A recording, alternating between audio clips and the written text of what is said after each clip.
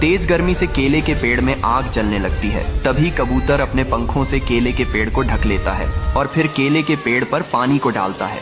अब केले का पेड़ बड़ा होने लगता है और उस पर बहुत सारे केले लगने लगते हैं। फिर कबूतर उसी केले के पेड़ पर एक घोंसले को बना लेता है और उसी घोंसले में अपने अंडों को रख लेता है। लेकिन तभी उसी पटरी पर एक तेजी से ट्रेन आ जाती है और कबूतर ट्रेन को रोकने की बहुत कोशिश करता है, लेकिन ट्रेन केले के पेड़ से टकरा जाती है और केले का पेड़ टूटकर नष्ट हो जाता है। लेकिन कुछ दिनों में उसी टूटे हुए पेड़ से एक केले का पेड़ उगने लगता है। लेकिन फिर भी कबूतर रो रहा होता है क्योंकि किसी ने लाइक सब्सक्राइब नहीं किया।